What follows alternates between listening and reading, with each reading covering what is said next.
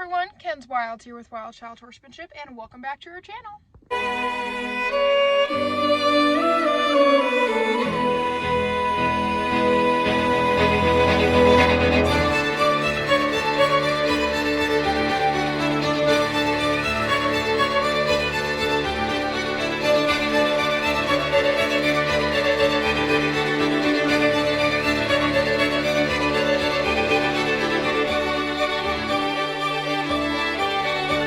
So first off, do you guys like my hair?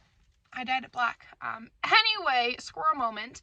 How are you all doing? If this is your first time on our channel, welcome. We have lots of fun content on here. If you've been here many times before, welcome back, and we're here with another awesome video.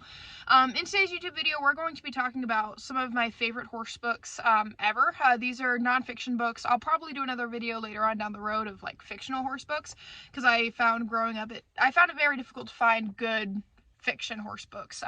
But in today's video, it's going to be non-fiction books. They kind of base around positive horsemanship, force-free training, just the kind of gentler horsemanship methods. Some of them kind of go into like a personal journey or story, but ultimately they're all books that are great. They're in no particular order. I know in the past I've been like top 10, and they're definitely top 10, but there's not really an order to them. So without a doubt, let's get started. First things first, I would greatly appreciate it if you checked out one of my books. I've written 2 so far, we're working on a 3rd. The first one's called Rebelling Against Tradition, and this one goes very much into science-y, fun, exciting stuff. And then the other one is Beneath the Surface, and this one kind of goes into my background, becoming a horse trainer and becoming the horsewoman that I am today. So definitely go check those out. Those are not included in the top 10 list, but I've also discovered that some people don't realize that I have books on the shelf, so go check those out. I would be greatly appreciated. Buy them, read them, leave reviews, all that fun stuff. Beginning with a novel called Starting Baby Jaz. So this book kind of follows the journey of a young filly being started under saddle. Her name is Jaz. And this doesn't really necessarily go very much into like positive reinforcement, but I really like how the trainer kind of just outlines everything he did every single day. And I've actually been able to pick up some techniques that I use in my training today. Just little things that like help break things down more, right? And I think the one thing I really liked about this book is that, again, the author he literally broke things down step by step by step and wrote it all down so that you can see that when your horse isn't understanding, maybe there's more ways you can break it down, and I really like that. Again, it's definitely more negative reinforcement than positive reinforcement, but it was still a really good book, and just kind of watching the journey of one horse grow. I always love that type of stuff. Another thing though, always keep in mind, what works for one horse won't work for every horse. But I just really liked reading the journey of him and how he was able to describe it and break it down, not just for Jaz, but for the reader as well. Next, we have Reaching the Animal Mind, and this is by a positive reinforcement trainer by the name of Karen Pryor. And I just love her work all around. I love some of her studies, her blogs. Ultimately, I just love following the author. This book doesn't necessarily go into horses necessarily. I think it focuses more on dogs. But again, it goes into the animal mind, positive reinforcement, and all of that fun stuff. And so I really enjoyed it. And again, it's by a wonderful trainer, Karen Pryor. If you ever have the opportunity, go look her up. All of her work is great. And this book is by far probably one of my favorites, and just kind of explaining learning theory, animal mind, all that fun stuff. Then we have Language, Signs, and Calming Signals. One thing that I really liked about this book was that, again, it broke things down, but it also kind of started to demonstrate like how to communicate with your horse, how to read your horse's body language, all things that some people may see and be like, oh my god, he's biting, this is disrespectful. It kind of breaks it down more into like, no, that horse is biting for a reason, right? What are some signs that that a horse is trying to communicate to you, right? What are some signs that the horse is calming down? And it essentially just breaks down the body language and the behavior that sometimes people just overlook, right? Because horses communicate through body language, not through English, right? And so sometimes people don't always understand the difference, and this book does a really good job of kind of explaining body language and all of that stuff when working with horses. Connection Training is another one of my favorite books, and there's actually a company as well online where you can go and get like virtual coaching, courses, I think, as well. But it's a really nice company, and their whole purpose is essentially finding gentler horsemanship methods, right? And this whole book, it goes into liberty work, the emotions behind horses, positive reinforcement learning theory, and just all of it. And it's really great, and it's very well written as well. Something that I've struggled with books from time to time is that they're too sciencey. I'm all good with that, but other people may not necessarily be able to read the books that are super duper sciencey. And so this book was very good at being able to explain that, so I've been able to share it with clients, and it's easier for people to understand. But ultimately, it just shows the greater picture of positive reinforcement and all the fun stuff, and it's a really good book. I highly recommend you guys check it out, as well as their company, their business online, also called Connection Training as well. Next, we have Humane Science-Based Horse Training. This is another really nice book. It's got, some personal stories and examples with horses in it as well. One big issue with this, though, is that sometimes it can get lost in all of the sciencey terminology. I'm one of those people. I'm an equine science nerd. I've got my bachelor's degree in equine science. And you start throwing sciencey terms at me, and I understand every word just about. But with people who can't necessarily understand that, there's certain parts where you may or may not struggle. It's a really nice book. It goes really into, again, just like humane-based training, how to do things that are based off of science, and how to handle horses based off of science rather than tradition. Ultimately, it's a really, really great book. And for the most part, if you're not too sciencey, you can understand good portions of it, but just be aware that there are some parts that are lots of sciencey terminology and stuff as well. This next one, You Can Train Your Horse to Do Anything, is by one of my absolute favorite trainers ever, Shauna Karish. I met Shauna Karish at the very beginning of my positive reinforcement journey. It was a while ago. And fun fact, at the exact clinic that I met her, because she was teaching a clinic, I've also gone on to now teach clinics and demonstrations at the exact same event. So just to kind of put that into perspective. But Shauna Karish is awesome. I love her. She's been very supportive in my positive reinforcement journey, and overall, she's just a great lady. I love watching her business. But anyway, in this book, she essentially breaks down everything in a way that literally anybody can understand it. She breaks down positive reinforcement, learning theory, targeting, different things that you can teach your horse. One big thing that people sometimes think is, oh, positive reinforcement is just for tricks.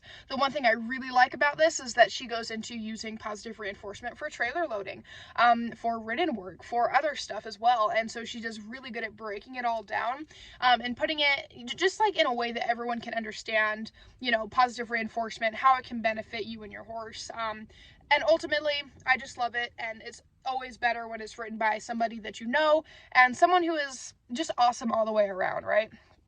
The Other Side of Horsemanship is a relatively new book, and I bought it the second it came out because I've been following the author. Her name is Shelby Dennis, for quite some time. So the author and I are relatively close in age. I think we're only like 5-ish something years apart. And so I've watched her grow throughout her horsemanship journey with her horse Milo for a very long time now. And I've kind of also grown alongside her as well, if that makes any sense at all. Like I've referred to her and her content for a very long time.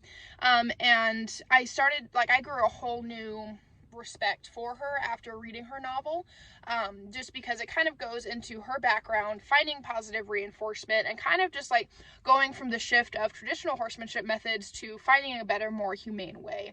And hearing her story was great. I've loved being able to just read and then kind of, just kind of like get that more personal level to it. And I really like too how, it's something that's easy to read. There's definitely scientific terminology, but it's not overloaded, so some people can't necessarily understand it.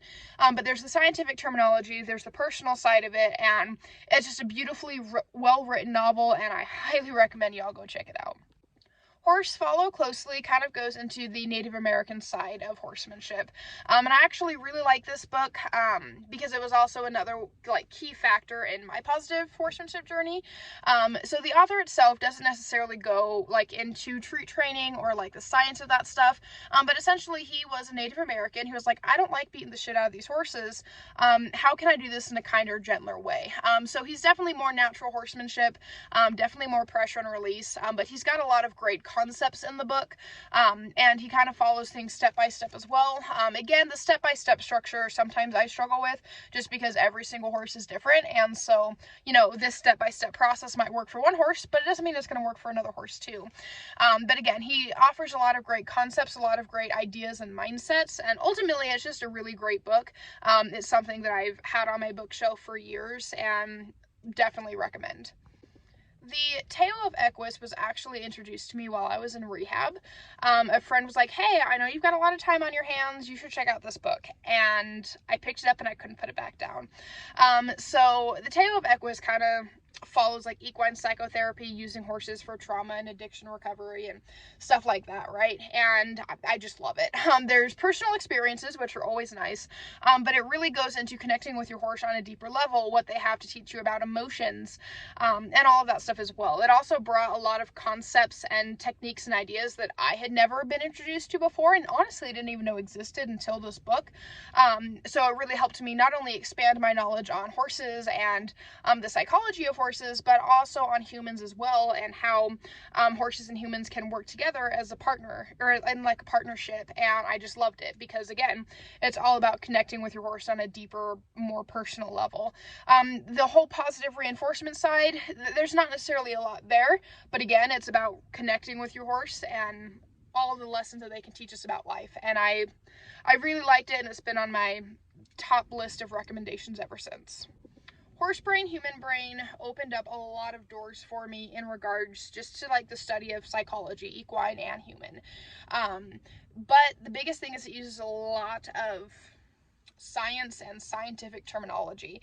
I am a huge science nerd. I love that stuff. You can throw a textbook at me and I'll read it and literally understand every word. I remember I would read encyclopedias and stuff at Christmas break when I was younger, just because I could do it, but not everyone can. And so sometimes I've been able to like recommend this to clients, and if you're able to get through stuff like that, do it. But it can be a little bit hard to understand and comprehend exactly what's going on if you're not well versed in very complex matters and terminology and all of that stuff. However, it was really, really good. I liked it, and again, if you're looking for the psychology of horses, neurology behind it, and all of that stuff, it's a really good book, and I definitely recommend it.